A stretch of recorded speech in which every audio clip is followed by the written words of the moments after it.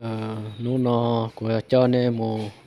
đó của sai là ở bốn trăng gò đó bốn trăng gò nhớ cho họ không một quận mới học sai đó nè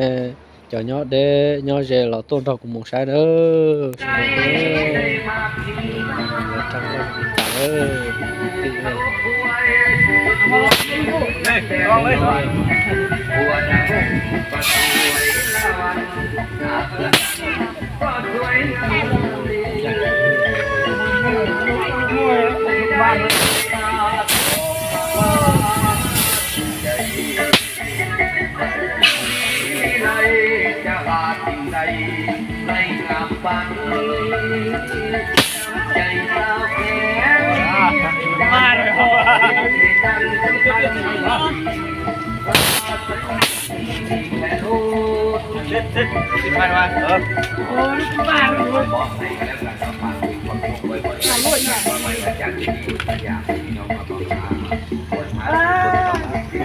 ใกล้บ้านนะดูมันใกล้มาเพลงจริงออกมาแล้ววงเงินทุกทีทุกทีคุยกันสนใจยังเทียบกันอยู่ตอนนี้ว่าไผ่จะเข้าแล้วใส่ได้หรือไม่ได้ต้องถามในน้ำสิงห์ดำอดีตแซมในทีมชาติอดีตแซมในทีมชาติไอ้เจ้าพ่อสิงห์ดำจากบ้านน้ำเงียบตอนนี้เป็นรุ่นซื้อชาติ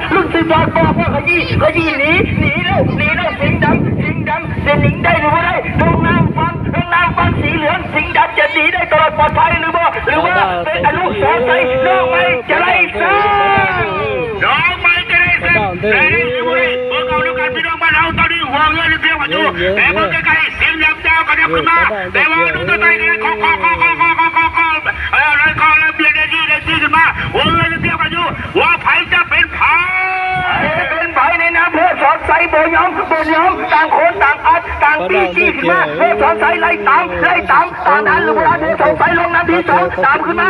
ติดขึ้นมาใกล้ๆไล่ทันหรือว่าไล่ทันเมื่อไรเพื่อสอนใส่จะแสงได้โบใส่ได้โบตอนนี้สิงห์ดำเริ่มจี้หนีแล้วสอนใส่ว่าไม่ลงไปเองมาเจ้าบ้านเรารู้สอนใส่มาเจ้าเรารู้สอนใส่ตอนนี้สิงห์ดำบอกว่าคอยเคยเป็นแซมคอยต้องหนีจากเจ้าคนลองนี่ขอกันเด้อโดยสอนใส่บอกว่าหนีก็มาก็ใส่กี้ก็มาสิงห์ดำบอกว่าหนีไรเอาเส้นสาย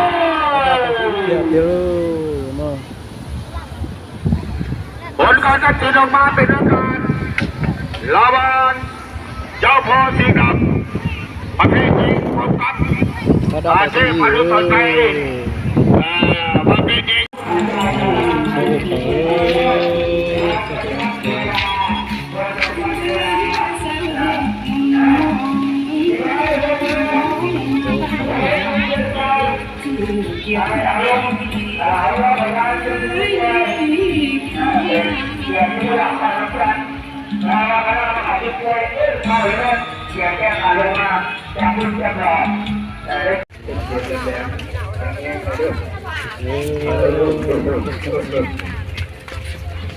มันถูกพูด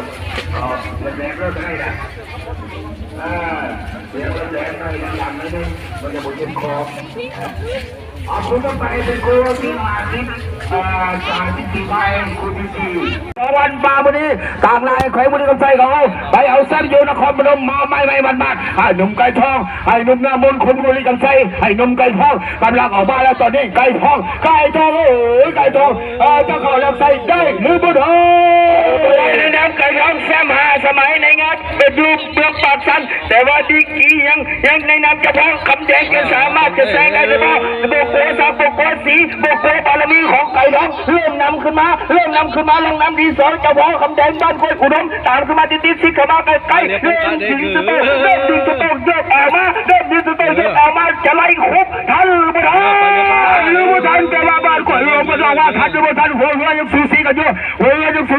นับ400บ้านรอไผ่เป็นไผ่แดงตะคู่แดงเข้มแล้วแดงจัดแดงมะม่วงแดงเข้มทำเบื้องซ้ายดูว่าทำเริ่มรับทีนี้ก็คือไก่ทองเงินหน้าบนคนบริการไซบ้านสระไซจะหนีได้หรือเปล่าพบกับห้วยอุดมเจ้าพ่อคำแดงหนีได้บ่ได้ตอนนี้จะพ่อคำแดงเริ่มตีแหงขึ้นมาหน่อยนึงจะตามทันหรือไม่ทันตอนนี้ไก่ทองเริ่มแสงหนี งหนีแล้วเริ่มจี้ขึ้นมาจะบอกคำแดงเริ่มตามทันหรือไม่ทันตอนนี้คู่ขี้สูสีคำแดงเริ่มจะแซงแล้วเอาเลยว่าเริ่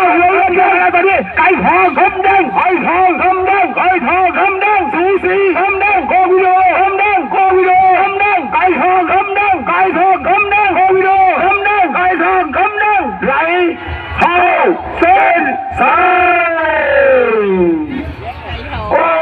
สูสีกันเลยเกินกินกันน้อยเดียวความจริงแล้วรอบหน้าบังได้เปรียบหลายแล้วก็คือดับบุขาว่าแล้วเรื่องรอบหน้ามันโบเกียวมันโบเกียวมันเกี่ยวกับเมือกับเมียกับการฝึกซ้อมขึ้นกับเมือดีเรือว่าเองเงือได้ก็สั่นเนาะไพ่แห่งดีเป็นลักษณะอยู่ฟังกับชนะก็มีอยู่วังชนะก็มีผลการตัดสินออกมาเป็นการ